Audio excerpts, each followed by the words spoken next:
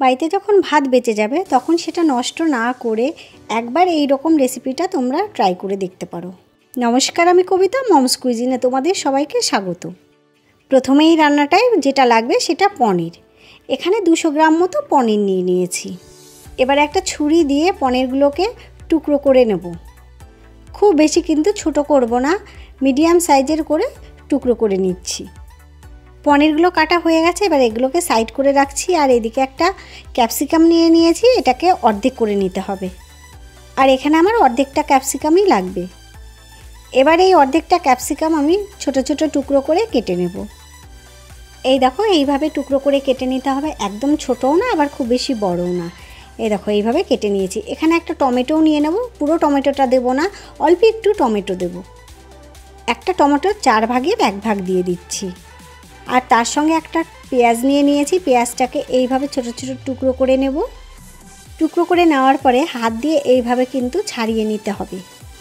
আর তার সঙ্গে 2টো কাঁচা লঙ্কা নিয়েছি, সেগুলোকেও কেটে নেব। এই দেখো, সমস্ত সবজিগুলো আমি এইভাবে কেটে নিয়েছি। আর এদিকে দেখো, পনিরগুলো কেটে নিয়েছিলাম, এগুলোকে একটু ম্যারিনেট করব। তার জন্য অল্প একটু দিয়ে দিচ্ছি লবণ, আর দিয়ে দেব অল্প একটু ময়দা। এখানে 1 চামচ মতো ময়দা ওপর দিয়ে ছড়িয়ে দিচ্ছি। এভাবে ওপর দিয়ে হালকা হাতে এগুলোকে একটু নাড়াচাড়া করে নিতে হবে। ময়দাগুলো একটু চেপে চেপে পনিরের গায়ে লাগিয়ে দিতে হবে, তাহলে পনিরটা খেতে খুব ভালো লাগবে। এখন একটা কড়াই বসিয়ে দিচ্ছি, কড়াইতে সাদা তেল দিয়ে দিচ্ছি 2 চামচ মতো।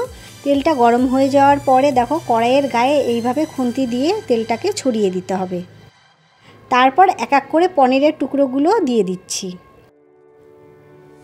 এখানে আমি সবগুলো পনির একসঙ্গে দিয়ে দিলাম। এবার একটু উল্টে দেব।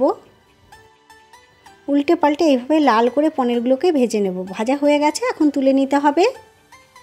আর পনিরগুলোকে একটু লাল করে ভেজে নিতে হবে। এবার পনিরটা তোলার পরে যে তেলটা আছে তার মধ্যে দিয়ে দেব আর 1 চামচ মতো তেল। তেলটা গরম হয়ে যাওয়ার পর এর মধ্যে দিয়ে দেব 1 চামচ মতো আদা রসুন কুচি। এবার এই আদা রসুন কুচিটাকে ভালো করে ভেজে নিতে হবে যতক্ষণ না রসুনের সুন্দর গন্ধ বেরিয়ে আসে। রসুনটা ভাজার পর এক এক করে সবজিগুলো দিয়ে দিচ্ছি। দিয়ে দিলাম পেঁয়াজ, ক্যাপসিকাম। এবার এই পেঁয়াজ আর ক্যাপসিকামটাকে একটু ভেজে নিতে হবে। এই সময় দিয়ে দেব অল্প একটু লবণ। গ্যাসের ফ্লেমটাকে হাই রাখতে হবে। আর তার সঙ্গেই দিয়ে দিচ্ছি লঙ্কা কুচি আর টমেটো কুচি। আবারও কিছুক্ষণ নাড়াচাড়া করে নিতে হবে। এরপরেই দিতে হবে 1 চামচ সয়া সস, 1/2 চামচ চিলি সস আর 1 চামচ টমেটো সস। এগুলো একদমই অল্প অল্প করে দিতে হবে। এই সসগুলো দেওয়ার পরে ভালো করে এগুলোকে মিশিয়ে নিতে হবে। এই সময় কিন্তু গ্যাসের ফ্লেমটা হাইতেই থাকবে। 2-1 মিনিট নাড়াচাড়া করে নেওয়ার পরে ভেজে রাখা পনিরগুলো এর মধ্যে দিয়ে দিচ্ছি। ভাজা পনিরগুলো দেওয়ার পরে আবারও নাড়াচাড়া করে নিতে হবে। আর এইভাবে নাড়াচাড়া করতে করতে পনিরগুলো একটু নরম হবে, তার জন্য এর মধ্যে দিয়ে দেব অল্প একটু জল, খুবই অল্প পরিমাণে। এখানে দেখছো 2-3 চামচ মতো জল দিয়ে দিলাম। জলটা দেওয়ার পরে আবারও ভালো করে এগুলোকে মিশিয়ে নিতে হবে।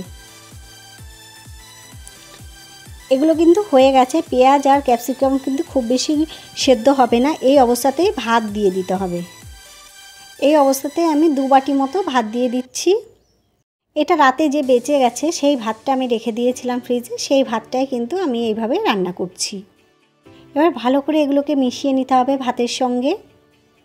তোমরা বাসি ভাত দিয়ে ভাজা ভাত খেয়েছো অনেক রকম, কিন্তু এটা একটু অন্য ধরনের আমি চেষ্টা করেছি। তোমরা ভাজা ভাত তো খেয়েছো, কিন্তু এইভাবে একবার বাড়িতে বানিয়ে দেখো, এটা দুর্দান্ত লাগে খেতে। এই সময় যখন ভাতটা দেয়া হয়ে যাবে তখনই কিন্তু গ্যাসের ফ্লেমটাকে লোতে রাখতে হবে, তা না হলে কিন্তু ভাতগুলো পুড়ে যাওয়ার সম্ভাবনা থাকবে। আজকের এই রান্নাটি যদি তোমাদের ভালো লাগে তাহলে অবশ্যই লাইক ও কমেন্ট করতে কিন্তু ভুলো না। আর যদি অবশ্যই আমার চ্যানেলের নতুন বন্ধু হয়ে থাকো তাহলে অবশ্যই চ্যানেলটিকে সাবস্ক্রাইব করো। প্রথমে একবার লবণ দিয়েছিলাম, এখানে আরেকটু লবণ আমার লাগবে, সেই জন্য অল্প পরিমাণে দিয়ে দিচ্ছি। আর লবণটা তোমরা সবসময় একটু চেক করে দেবে, যেহেতু সসে লবণ থাকে সেই জন্য কিন্তু এটা পরিমাণটা চেক করে দিতে হবে। 3-4 মিনিট নাড়াচাড়া করে নিয়েছি এইভাবে। এবার এটাকে ঢাকা দিয়ে দিচ্ছি 5 মিনিটের জন্য।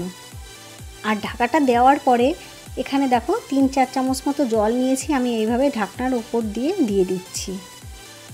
জল কিন্তু বেশি দেওয়া যাবে না, তাহলে কিন্তু খেতে ভালো লাগবে না। 5 মিনিট পর ঢাকাটা খুলছি। ভাত যেটুকুনি শক্ত ছিল সেটা কিন্তু খুব সুন্দর নরম হয়ে গেছে। আর যখন ঢাকা দিয়েছি তখনও কিন্তু গ্যাসের ফ্লেমটা একদম লোতে রেখেই ঢাকা দিতে হবে। এইভাবে বানালে ভাতটা ভীষণ নরম হয়ে যাবে। ফ্রিজে রাখলে তো ভাতটা শক্ত হয়ে যায়, এইভাবেই করতে হবে। এখানে যদি তোমরা চাও তাহলে সামান্য পরিমাণে চিনিও দিতে পারো, কিন্তু আমি এখানে কোনো রকম চিনি দিলাম না। এখন রান্নাটা আমার রেডি হয়ে গেছে, এবার এটাকে নামিয়ে নেব। এইভাবে তোমরা যদি কাউকে বানিয়ে দাও তাহলে কেউ বুঝতেই পারবে না যে তোমরা এটা বাসি ভাত দিয়ে বানিয়ে দিচ্ছ। এটা টেস্টটা এতটাই দুর্দান্ত। আজ তাহলে এ পর্যন্তই, পরে আসবো অন্য কোনো ভিডিও নিয়ে। ততক্ষণ তোমরা ভালো থেকো, সুস্থ থেকো, আর অবশ্যই একবার এইভাবে বাড়িতে বানিয়ে দেখো।